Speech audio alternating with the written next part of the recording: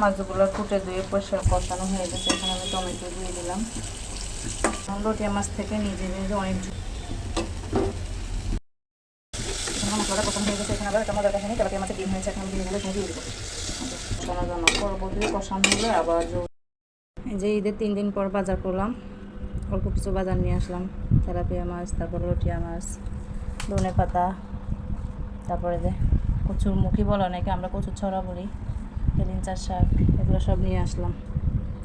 ঈদের কয়েকদিন তো মাংস দিয়ে চলে গেল, এখন আর মাংস খেতে ইচ্ছা করে না, তাই বাজার করে নিয়ে আসলাম। এই যে মাছগুলো ফুটে ধুয়ে পরিষ্কার করে সুন্দর করে নিয়ে আসি। এখন রান্না করব, এই জন্য এখানে চুলার উপর আমি মশলাগুলো বসিয়ে দিলাম। এই মশলাগুলো আমার কষানো হয়ে গেছে। এখানে আমি টমেটো দিয়ে দিলাম।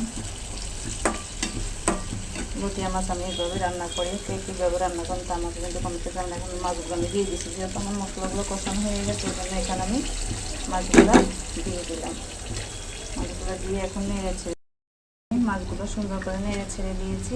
এখন ঢাকনা দিয়ে এখানে আমি ঢেকে দিব, কারণ লটিয়া মাছ থেকে নিজে নিজে অনেক ঝোল বের হয়ে যায়, মানে পানি বের হয়ে যায়, ঝোলটা দিতে হয় না। আমি এই ঝোল দিয়ে লটিয়া মাছটাকে সুন্দর করে রান্না করে নিই। তেলাপিয়া মাছ ভেজে নিয়েছি। এখন তেলাপিয়া মাছ দিয়ে আমি তরকারির ঝোল করবো আর কি। এই জন্য এখানে যে মশলাটা কষিয়ে নিই, এখানে আমার মশলাটা কষানো হয়ে গেছে। এখানে আবার একটা মজার কাহিনী, তেলাপিয়া মাছের ডিম হয়েছে। এখন আমি ডিমগুলো এখানে দিয়ে দেবো। ডিমগুলো ভেজে নিই না, কারণ মাছ তো আমি ভেজে নিচ্ছি, এই জন্য ডিমগুলো ভেজে নিই, ডিমগুলো একদম মশলা লাগছে না, এই জন্য কষানো হয়ে গেছে। এখন আমি এই যে সবজিগুলো দিয়ে দিব। এখানে পেঁপে আর আঁকড়ে দিয়ে মাছের ঝোল করবো, তাই এখানে আমি দিয়ে দিলাম আর কি। ভালো করে নেড়ে ছেড়ে দেবো। আমি এখানে নেড়ে ছেড়ে দিয়েছি, একটু কষানোর জন্য একটু ঝোল দিয়ে দিব। সবজি না কষাবে মজা হয় না, এই জন্য সবজিটা আমি কষানোর জন্য হালকা একটু ঝোল দিয়ে দিব। ঝোল হালকা একটু ঝোল দিয়েছি, মানে কষানোর জন্য। পরবর্তীতে কষানো হলে আবার ঝোল দিয়ে দেবো এগুলোতে।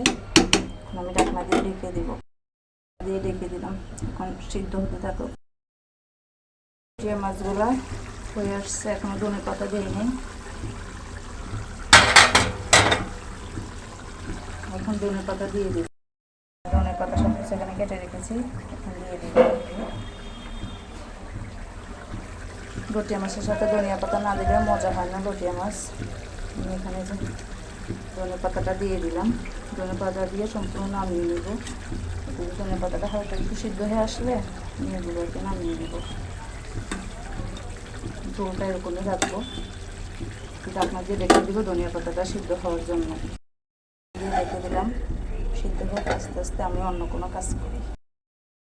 আমার এই যে তেলাপিয়া মাছের তরকারিটা হয়ে গেছে, মানে যেখানে আমি ঝোল মানে ধনে পাতা সব কিছু দিয়ে হয়ে গেছে। এখন নামিয়ে নিব শুধু। আজকের দুপুরের রেসিপি এটা আমার, তেলাপিয়া মাছের দিয়ে আঁকড়ি আর পেঁপের ঝোল। এই যে হয়ে গেছে ফাইনালি আমার তরকারিটা পুরোপুরি কমপ্লিট করেছি। এখানে লটিয়া মাছ দিয়ে টমেটো, তারপর হলো হেলিঞ্চার শাক ভাজি, তারপর হলো এখানে হলো তেলাপিয়া মাছ দিয়ে আঁকড়ি, আর হলো যা পেঁপে দিয়ে ঝোল করেছি। আজকে সব কিছু আমার রান্না কমপ্লিট হয়ে গেছে। সবাই ভালো থাকুন, সুস্থ থাকুন, আল্লাহ হাফেজ।